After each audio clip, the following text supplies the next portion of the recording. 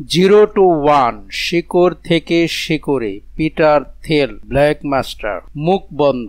এই বইয়ের সবচেয়ে গুরুত্বপূর্ণ দুইটি প্রশ্ন হচ্ছে ক, এমন কোন সত্য বিষয় আছে যাতে খুব কম লোকে আপনার সাথে একমত হয়। খ, মূল্যবান এমন কোন কোম্পানিটি কেউ সৃষ্টি করছে না। বেশিরভাগ ক্ষেত্রে এমন প্রশ্ন করলে সহজে কেউ উত্তর দিতে পারে না, আর যারা উত্তর পেয়ে যায় তার কথার বলার চেয়ে কাজ করে সেই নব সৃষ্টির আনন্দ ও মুনাফা নিতে আগ্রহী।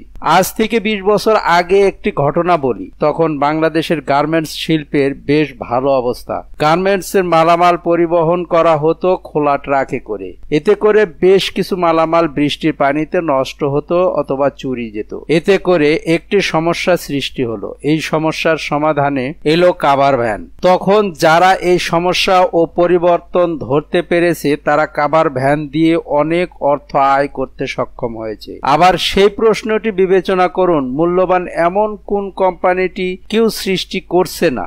আজকে থেকে 20 বছর পর এমন কি দরকার, এমন কোন সমস্যা সৃষ্টি হবে তা যদি আপনি খুঁজে বের করতে পারেন, তবে আজকে থেকে আপনি সেই কাজ করে 20 বছরের মধ্যে বাজারের মধ্যে শ্রেষ্ঠ হতে পারবেন। আরেকটি ঘটনা বলছি। Trolley bag. আগে চীন থেকে ট্রলি ব্যাগ বাংলাদেশে আমদানি করে আনা হতো। এখন সেই আমদানিকারকরাই বাংলাদেশে ট্রলি ব্যাগের কারখানা বসাচ্ছে এবং বাংলাদেশের চাহিদা মিটিয়ে বিদেশে রপ্তানি করছে। চীনের চেয়ে বাংলাদেশের সুবিধা হচ্ছে চীনের শ্রমিকের মজুরি দিতে হয় 50,000 টাকা, অথচ বাংলাদেশের শ্রমিকের মজুরি 15 থেকে 20,000 টাকার মধ্যে। এই ধরনের আরো অনেক ব্যবসা আছে যা ভবিষ্যতে আপনার সামনে দিয়েই সৃষ্টি হবে। আপনি যদি আগ্রহী হন এবং যথেষ্ট পরিমাণ খুঁজে দেখার মতো শ্রম দেন, তবে আপনিও এমন একটি প্রতিষ্ঠানের স্বত্বাধিকারী হবেন। বুদ্ধি কেউ জন্ম থেকে নিয়ে আসে না, মানুষ জন্ম নেয় মস্তিষ্ক নিয়ে। সেই মস্তিষ্ককে প্রতিনিয়ত শানিত করতে হয়, ধার দিতে হয়। একা একা চিন্তা করাই যথেষ্ট নয়। বুদ্ধিমান লোকজনের সাথে চলুন, যারা কাজ করে, উদ্যমী লোকের সঙ্গে থাকে, আলাপ আলোচনা করে শিখুন। আলাপ আলোচনা থেকে শিখুন, তবেই আপনার মধ্যে দূরদর্শিতা সৃষ্টি হবে। তবেই আপনি আপনার ভবিষ্যৎকে পরিষ্কার দেখতে পাবেন। আর সেই ভবিষ্যৎকে সৃষ্টি করতে যা যা দরকার তা তো এই বই স্পষ্ট আকারে পাচ্ছেন। শিকড় থেকে শিখরে উঠে আসা অগ্রদূত। তাহলে দেখা হচ্ছে। ফজলে রাব্বি, 7/14/1425। সূচনা। প্রতিটি উদ্যোগের সফলতা কিন্তু একবারই আসে। পরবর্তীতে যে বিল গেটস আসবে সে কিন্তু অপারেটিং সিস্টেম বানাবে না। পরবর্তী ল্যারি পেজ বা সার্জে ব্রেইন কিন্তু একটি সার্চ ইঞ্জিন বানাবে না। পরবর্তী মার্ক জাকারবার্গ কিন্তু একটি সামাজিক যোগাযোগ মাধ্যম বানাবে না। আপনি যদি এদেরকে অনুকরণ করেন তবে আপনি বলবো আপনি এদের থেকে কিছুই শিখছেন না। আমি এই কিন্তু শব্দটির নিচে দাগ দিয়েছি, কারণ এই কিন্তুর মধ্যে আপনার সুযোগ। পরবর্তী মার্ক জাকারবার্গ কিন্তু একটি সামাজিক যোগাযোগ সাইট বানাবে না। আমি তো বলবো পরবর্তী কোনো মার্ক জাকারবার্গই আসবে না। যখন বিশ্বের 1 নম্বর কোটিপতি রূপে বিল গেটস ছিলেন তখন অনেকেই জানতে চেয়েছেন এর পরের বিল গেটস কে আসবে। আসলে কি বিল গেটস এসেছে? না, এসেছে Jeff Bezos, Larry Page, Sergey Brin, Mark Zuckerberg, Jack Ma. তাহলে পরবর্তীতে কে আসবে, কি নিয়ে আসবে? আমি বলি হয়তো আপনি আসবেন। হয়তো আপনি এমন কোন উদ্যোগ নিয়ে হাজির হবেন যা কেবল দেশের সমস্যায় সমাধান করবে না, বরং সারা বিশ্বের সমস্যার সমাধান করবে। বিশ্বকে একটি নতুন দৃষ্টিভঙ্গি দেবে। বিশ্বের সফল ব্যক্তিদেরকে আপনি দেখবেন, তাদের উদ্যোগ ও পদ্ধতিগুলো থেকে শিখবেন আর নিজের পর্যবেক্ষণ ব্যবহার করবেন। এমন কোনো বুদ্ধি বা ধারণা সেই পদ্ধতির সাথে যোগ করুন যা আপনার উদ্যোগকে সারা বিশ্বে ছড়িয়ে দেবে। তবে অবশ্যই প্রথমে আপনার উদ্যোগটিকে স্থানীয় কোনো সমস্যার সমাধান করতে হবে। যেমন বিল গেটস, তিনি তার এক ইঞ্জিনিয়ার বন্ধুর সাথে মিলে অপারেটিং সিস্টেম নির্মাণের উদ্যোগ নেন। তার কারণ ছিল তখনকার দিনে কম্পিউটারের অপারেটিং সিস্টেম ছিল না, এজন্য প্রচুর সময় ব্যয় হতো। তাই এই সমস্যার সমাধানে বিল গেটস অপারেটিং সিস্টেম নিয়ে এগিয়ে আসেন। তারপর জাকারবার্গ যখন হার্ভার্ডে পড়ালেখা করছিলেন তখন বিশ্ববিদ্যালয়ের অভ্যন্তরীণ ছাত্রছাত্রীদের মধ্যে অনলাইনে যোগাযোগ করার জন্য দরকার হয়ে পড়ে। জাকারবার্গ একটি সামাজিক যোগাযোগ মাধ্যম নিয়ে এলো। স্থানীয় সমস্যার সমাধান হলো। তারপর মার্ক জাকারবার্গ সারা বিশ্বে এই উদ্যোগকে প্রণোদনা দিল। এখনো আপনি যদি তাদেরকে কেবল অনুকরণই করে যান, তবে আপনি তাদের কাছ থেকে কিছুই শিখছেন না। অবশ্যই নতুন কিছু সৃষ্টি করার চেয়ে অনুকরণ করা সহজ। ইতিমধ্যে আমরা যে উদ্যোগ সম্পর্কে জানতে পেরেছি, সেই জিনিসটা নিয়ে কাজ করাই হলো এক থেকে মতে গমন। মানে মৃত।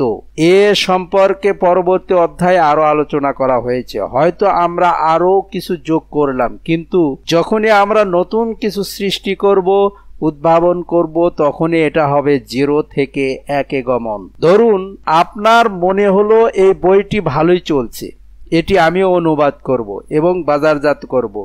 এটা হলো 1 থেকে ম। আর যদি এই বই পাঠ করে এই বইয়ের জ্ঞান আপনার বাস্তব জীবনে প্রয়োগ করে সাফল্য অর্জন করেন ও সেই সাফল্য ঘটনাবলী দিয়ে বই রচনা করেন, তবেই সেটা হবে 0 থেকে 1।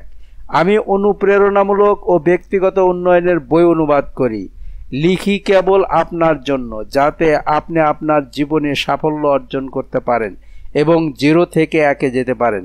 এখন আমেরিকার কিছু কোম্পানির কথা বলি। উইন্ডোজ, গুগল, ফেসবুক সহ অন্যান্য বড় বড় কোম্পানির যদি নতুন কিছু সৃষ্টি করতে না পারে, তবে আজকে তারা যতই মুনাফা করুক না কেন, ভবিষ্যতে ব্যর্থই হবে। আমরা আমাদের পূর্বপুরুষদের কাছ থেকে যে ব্যবসা পেয়েছি, এখনো আমরা যদি সেই ব্যবসার পুরাতন রাস্তাগুলোকে ঘষামাজা করি, ঝকঝকে করি, তবে কি লাভ?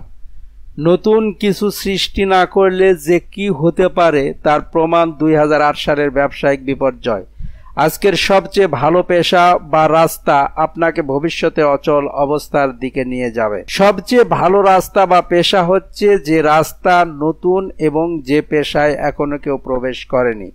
নিজের কাছে এই প্রশ্ন দিয়ে আরম্ভ করুন, এমন কোন মূল্যবান কাজ আছে যা এখনো কেউ করে দেখাচ্ছে না?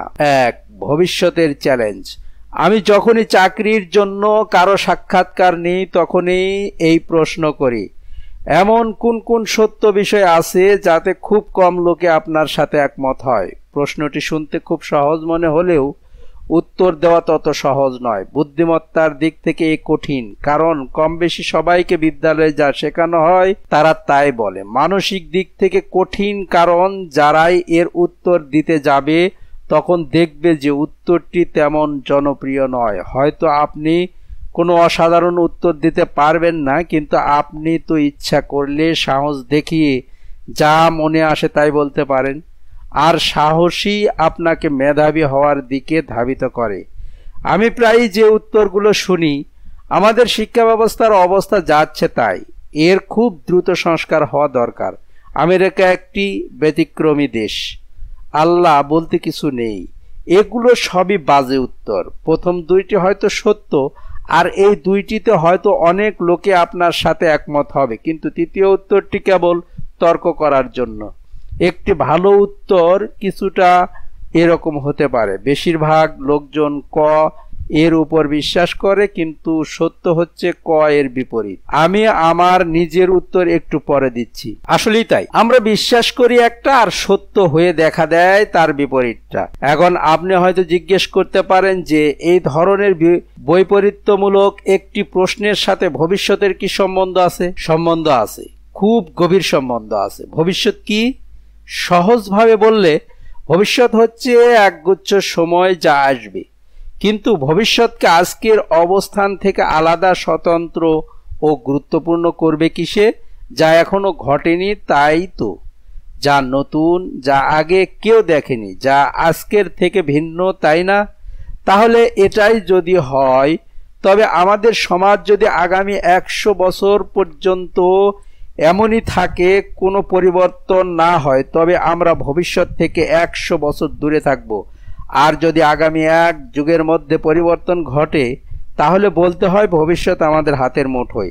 আসলে কেউই বলতে পারে না যে ভবিষ্যৎ কখন আসবে, কিন্তু আমরা অন্তত দুইটি জিনিস সম্পর্কে জানি, তা হচ্ছে এটা ভিন্ন কিছু নিয়ে আসবে এবং এটার মূল বা শিকড় আজকের বিশ্বে অবস্থিত। বেশিরভাগ বৈপরীত্যমূলক প্রশ্নেরই ভিন্ন ভিন্ন উত্তর থাকে। এটা একটি জিনিসকে দেখার বিভিন্ন দৃষ্টিকোণ দেয়। যখন আমরা ভালো উত্তরগুলো খুঁজে পাবো তখন আমরা ভবিষ্যতের ঠিক ততটাই কাছে চলে যাব।